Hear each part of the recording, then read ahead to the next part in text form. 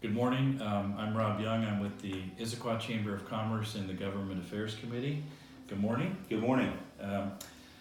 The Greater Issaquah Chamber of Commerce is the catalyst for business growth and the convener of leaders and influencers and champion for business growth on the East Side. We advocate for business community, knowing that it's the business economy that ensures economic vitality and of the community itself. It's important that our local leadership and the chamber work closely together to ensure stable, healthy environment for business. Balancing the needs for community to a realistic budget is a top priority. The chamber's compiled a series of questions for our candidates to help us understand a solid understanding of the business community needs and understanding your perception of those needs and how you might plan to address them. The question and answers session will be recorded. It's going to be shared with our community via our website, YouTube, Facebook, email, and newsletter. So to start with, if you could give us your name and what seat you're running for. Sure. My name is Tim Flood. I'm running for position number 3. Okay. So how long have you been a resident of Issaquah? Lived in Issaquah for 8 years, in Washington State for 13 years now, and we live in the South Cove neighborhood and absolutely love it. Awesome. So do you currently work? I do. So I work for a company called Johnson Controls, embedded at Microsoft. So I kind of have two titles, 2 positions. So my day job is the showcase director for Microsoft Global Security. So I deliver executive briefings to government and corporate leaders from really around the world and talk about how the Internet of Things and advances in technology can help keep us safe. And then I wear another cap as the program manager of that program, where behind the scenes I also manage the programmatic content that goes into it. Oh, I see. Okay. Have you ever owned a business yourself? I have. I've taken a stab at entrepreneurship and ran a business for maybe about a year. And it was called QualifiedRenter.com. I can go more in depth with anyone who'd like to hear about it. Great business idea. Didn't have the traction and runway to keep it going. But I have taken a stab at entrepreneurship. I'm the kind of person that continually kind of has ideas. Written a children's book and an unpublished screenplay, and then I'm running a really autonomous program right now, which is kind of has an entrepreneurial spirit to it as well. Oh, excellent. Have you had any experience in regards to being an executor or officer in a business, whether it's currently or the one you just talked about? I don't know if those titles would apply, but I've held various leadership positions. So at one point I was VP branch sales manager for a company called Greenpoint Mortgage. We were the 12th largest wholesale mortgage lender in the state. I managed the largest office in terms of staff and production within the company. And then my program now is an autonomous one that is responsible for influencing, the magnitude of 8 figures of revenue coming in terms of software sales within my current position. Gotcha. What experience do you have with budgets, profits and loss statements, balance sheets, things like that?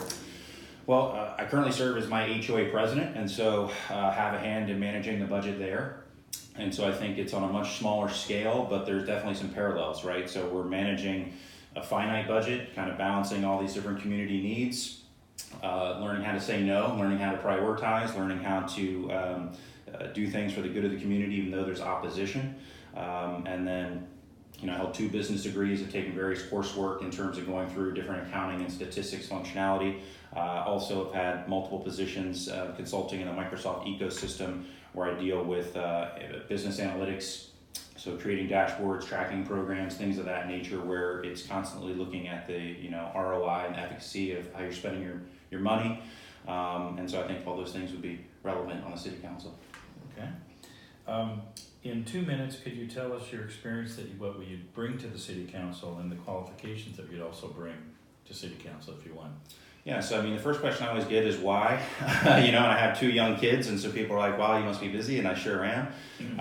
And I guess the reason I've landed on is just I really want somebody on council that shares my values, right, and somebody that has the priorities of the city. And so, as I go out and I talk to people now, I think it's safe to say thousands of people over the course of 2 campaigns that I've run. I always ask them first what's important to them before I tell them what my platform is, just so I'm really getting a pulse of what's important to people from all across the town, all different disciplines. And it really is reinforcing every time that I do that, nearly every time, that my priorities I share with the people of the city of Issaquah. So namely improving mobility, growing intelligently, and fiscal responsibility. So when it comes to improving mobility, I served on the Issaquah Traffic Task Force. And so that gave me a really good in-depth knowledge of the issues that we face, our realistic options to address those. And I'm happy to go more in detail on that if we have the opportunity. When it comes to growth, intelligent growth, really I'm supportive of the Central Issaquah Plan, right, where we focus our growth in the downtown area. We protect our forested hillsides, we protect our neighborhoods. I think it's a great plan. It got a lot of community input. I just don't think that that's actually what's happening right now. We still see growth literally all over the map within Issaquah. And when it comes to fiscal responsibility, I think that's a really differentiator between my opponent and myself. She's advocating for kind of adding programming that's outside of the mandate of the city, where I think our first order of business is to try and protect what we have at this point, with the financial headwinds that we're facing. So I think my business background, my business degrees, the HOA leadership, all those things really lend themselves to being better suited to handle the conditions that we face in the short and 2-year term. Okay. The Chamber is a catalyst and a champion for the business community. Economic vitality of any community is relevant on a healthy business sector. Absolutely. And as a city councilman, how do you see the relationship with the Chamber and the business community? I mean, the number one thing is to listen, right? And so when you're on the council, there's so many different priorities that are going to need your attention, right? And I've heard from city council members that are serving now that they come in with an agenda, an idea, and these things they want to do, and they're kind of overwhelmed by the things that are already on their plate, right? So it's really important to leverage the experts in the different fields that are important to you. So the business community, the environmental community, speak with experts in those fields. So I've gone out and spoken with, the city engineer, the chief of police, the largest developer in town, the developer of the newest project that I really am in favor of in town. And so I really look at the Chamber as the voice of that business community, which is vitally important here in Issaquah. We're fortunate to have a nice diverse tax base. So Issaquah is unique in this area within our neighborhood that sales tax is actually the #1 revenue source that we have. And so it's good when times are good, and it's tougher when times are not so good. But if you look at cities like Sammamish and Mercer Island, they have these really structural deficits because they don't have that sales tax and that nice mix. And so it's important that we foster that business community to make sure that our folks that are existing succeed, and that we can lure new good paying jobs into town to increase that mix as we move forward. Okay. So it's been reported that Issaquah faces a $1.5 million deficit in 2019, and a deficit could be as high as $5 million in 2020. Right. Economic indicators show a slowing of the economy. We've got a number of businesses that are either closing or moving out of the area that have apparently doubled in 2019 versus 2018. Yeah. And since these are serious challenges that are going to face City Council, what are your plans to balance the budget and also include your position on B&O taxes? Yeah. So this is the best question that I'll get from the Chamber here. So a little context. The reason that we're facing this challenge is, 1, we're seeing a decline in sales tax. 2 is we're seeing a decline in utility tax, and both of those are signs of kind of a slowing economy and then changing consumer behavior. The third factor is also that in previous budgets, we've actually had an overly optimistic revenue projection and some different categories that we projected more revenue than was realistic to expect. And we've got a new head of the finance department that has kind of cut that off and said, no, we're only going to move forward with realistic projections for revenue. So we're doing that at the same time that we're having these other things kind of decline. And so it's a good thing, right? But we need to be realistic about it. Our increases in sales tax have kind of covered for that. The inaccuracies in the revenue projections, we've actually exceeded our projections in sales tax as the economy was doing well. So a little bit of context as to how we face that. So I think I'm not in favor of raising B&O taxes as a mix. I think it's going to be a mix of basically raising revenue and decreasing expenses, right? At the end of the day, that's really what it is. You don't want to tap into the reserve fund that we have. I think that's kind of a last resort. I think the city is authorized to increase our property tax percentage by 1% per year. So that's a nice steady form of income, but obviously it's limited in terms of increasing it year over year. So I think that's one thing that we'll continue to do, but that's really a small percentage of this $5.2 million shortfall. The other thing that's available to us is potentially increasing some utility taxes. So, and I should say revenues, I guess, if I'm in the political speak, right? But the truth is we're below our peers in terms of what our tax rates are on the different utilities. And for instance, we're taxing landlines, which are kind of going away, and we're not taxing some other things at the rates that other cities are. So it wouldn't put us at a competitive disadvantage. And at a time where we're facing a shortfall, that's one of the few kind of revenue sources that the city has. That's something that we should seriously consider. And then in terms of cutting expenses, I think really at the end of the day, it's kind of putting off some of the things on our wish list that we have for this upcoming year, maybe holding some positions within the city open longer. And then you have to look at things like, you may have to cut some services. I can't go on record and say these are the ones I would cut without digging into it. But at the situation we're facing, those are things are on the table. And you mentioned it in your opening there, is really about being realistic about it. And it's true. You got to be realistic about where we are. We could withstand a $5.2 million hit maybe one time, right? And then beyond that, the trajectory is unsustainable. So the time to take action is now, and I think I'm capable of getting in there and making a positive difference. Okay. So this is an acronym. The TIP has been a top priority of the council this year, knowing that transportation is a regional concern. The recent ruling against the Sound Transit car tap fees and our current budget concerns, where would you rate our priority in TIP for 2020, and what results would you personally like to see in the TIP? The TIP, so the Transportation Improvement Plan, is really a mix of some transportation projects and some other infrastructure in there. So outside of the TIP, I think the number one thing I'd like to see is we prioritize some of these mobility projects are ones that address, local intra-city mobility and to really try and regain some of the trust that we've lost in the community. Serving on the Issaquah Traffic Task Force, we put forward a bond and it needed 60% to pass. We got 56%, so it didn't pass. And so those list of projects just stay on our list and kind of increase in cost as we go down the line, right? And so those are things that all of those things on the list we're going to need to do eventually, right? And so one of them was the stoplight or the signal at Providence Point, and so that's kind of been taken offline and put on its own path, and it looks like that's going to happen, which is a victory. And I've been a champion for that since 2015. The other areas I think really would make a difference. One, we've done a lot of development along Newport Way, as I'm sure you know. Mm-hmm. And what we could do there is add a center kind of turn lane, some turn pockets, so that for people that live in that area, it's going to improve their mobility to get in and out of their neighborhoods as we're increasing density along that roadway. And that's kind of the mindset we need to take is where's the development, what is the impact, what can we do for the residents there as we look at these things.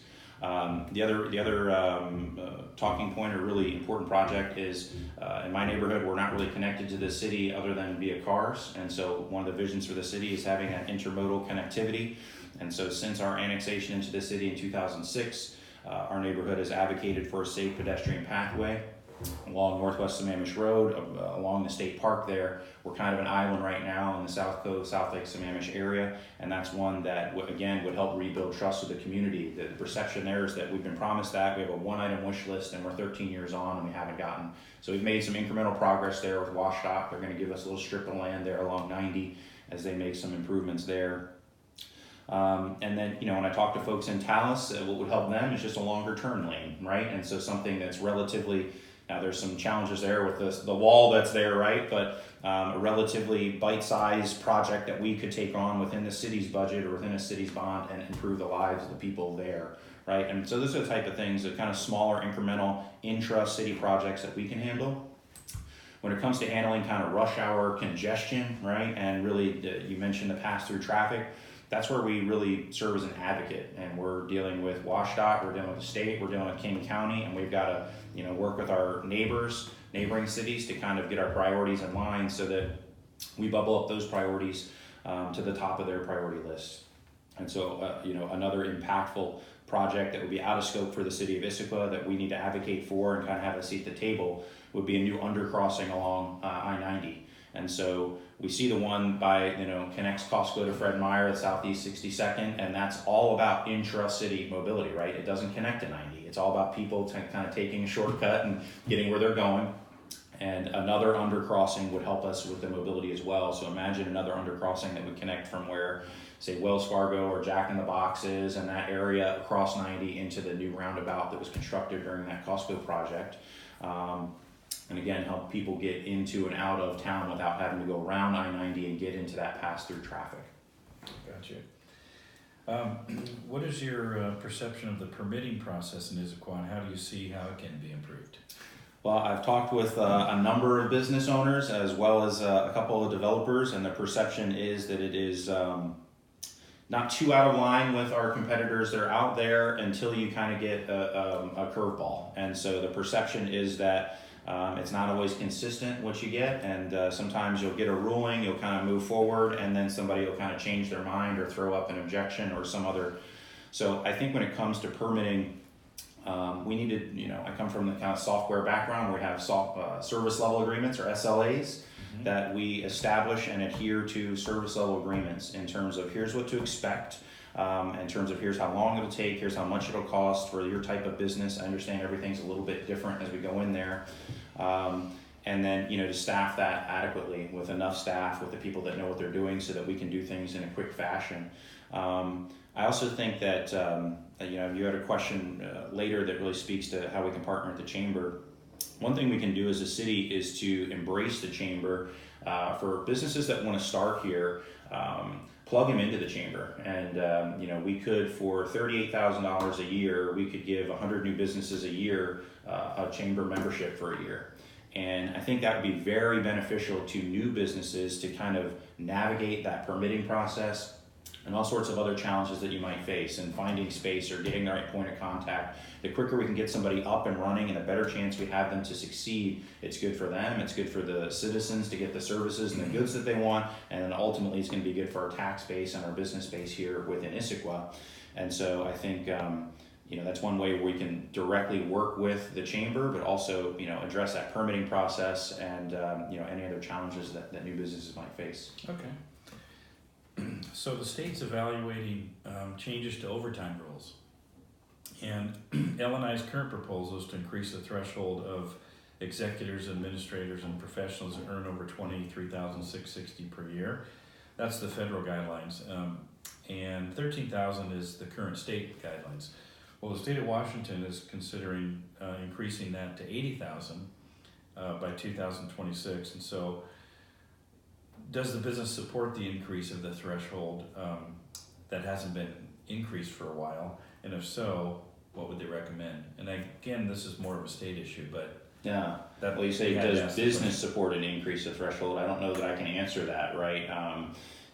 Here's how I look at it. In terms of overtime, it's really about fairness, right? And what you see is when you make these kind of arbitrary rules in terms of scheduling and overtime, you'll see kind of the folks that are making those schedules say, you're eligible for overtime or benefits of some sort if you hit this 30 or 35 hour threshold, and lo and behold, the schedules, everybody's at 29 and 34 hours, right? And they're scheduling in such a way. I don't necessarily think that's fair to the employees. I think really the best way to do it is to have your best people, reward them. You're going to have better productivity. You're going to have better employee satisfaction, less turnover, and you're going to see a positive impact in terms of the experience that your customers have. If you have people that are there, that they're there for the long term, they're not always looking for another job because they're not being treated fairly, right? They're out there, they're enjoying where they are, they're providing good service for folks out there. But ultimately it's about fairness, and it brings up, if you think about it, if you've got to have a certain amount of employees to work 30 hours, you could have fewer employees to work 40, and we're constantly looking for staffing shortages, right? Anywhere in the service sector here in Issaquah, it's really tough to staff those jobs.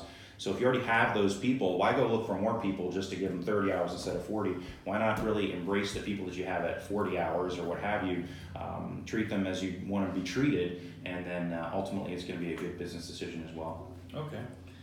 So very last, we'd like to thank you for the time that you spent with us today, but we want to leave you a last question that's very open-ended, and so that you might speak directly to the business community. And if you were to be elected at City Council, please tell the business community what you would do to support the business and the economic vitality. Sure. Just in general, the number one thing is to be a listener and an advocate, right? To have a voice and to be receptive to what the business community is saying, to seek that, to attend those events, to attend those meetings, be a part of that, to understand the reality of the situation. And as we evaluate things that, if it's about sales tax or B&O tax or other policies, how would they really affect your business, right? And get a sampling of different representative businesses in town. So a car dealership is going to be affected differently than, you know, QFC would on whatever the measure might be, right? So as we're making these decisions, make sure that we have a seat at the table for the business community. They're vitally important to our community as a whole. When it comes to new businesses, I mentioned my proposal there for basically plugging them into the chamber, right? And so the more successful, if we can increase the success rate from, you know, 60% to 70% of new businesses that will stay in business, we'll reap the rewards down the line in terms of increased revenue, right? In terms of B&O and sales tax for having those in town. I think it's a smart investment. That's a way to partner with our community on a relatively small scale in terms of the investment within an overall city budget, right? For existing businesses, it's really about kind of being easier to work with. And so make sure that permitting process, make sure that, you know, we're a place that people want to start up their business. We want them to grow their business. You mentioned businesses either going out of business or leaving, right? And so the last thing we want is a business that's so successful that they leave, right? If you have a business that's successful, we want them to grow here, right? And hire people here, and pay taxes here, right? But deliver those services here, right? So whatever the case may be. So I think that really comes down to, you know, analyzing what it is to interact with the city right now from a business's perspective. Make sure that it's effective, it's quick, it's fair, and so that it's a place that you want to grow your business if it's successful. And the last thing I'll say is we've taken a couple of swipes before at kind of luring other good paying jobs into town. And I think that's vitally important. So I worked at the Microsoft campus there that's cut out of Lake Samana State Park, and Microsoft and Costco are both building out their headquarters. And so we're gonna have something unique here in the next few years where we're gonna have more commercial space than we generally have. The occupancy is pretty high right now for commercial space, pretty low availability. And so I think it would be really, really prudent to get out ahead of that, create, you know, a team basically of representatives from the city, from the chamber, Economic Vitality Commission, different developers that either have available space or land that could be developed to go out and create an incentive package to lure another one or two large employers to town. And those are the folks that actually, you know, are going to partner with you, right? So the project I mentioned earlier, Southeast 62nd, Costco paid $25 million towards that, right? If you look at the Rowleys, the largest landowner in town, they're supporting the Village Theater, right? And they're contributing to all sorts of charities in town, right? So when you have those corporate partners, they're good for our community. When you have developers that want to stay and be a part of our community, you get a higher level of development that you have out there. And then when we talk about affordability, you know, there's only so much we can do on the supply side. There's some things that we can do, talking about, you know, adding to the stock of available units, affordable units. The other side of that is if we have more good paying jobs in town, then more people can afford to both live and work in town, take those cars off the road. And again, we're seeing multiple benefits if we can get another, you know, anchor employer or two in town. So I've got a couple ideas on how to do that. And I think that'll be important moving forward. That's terrific. Well, thank you very much. Thank you. And thanks for coming in. I appreciate it.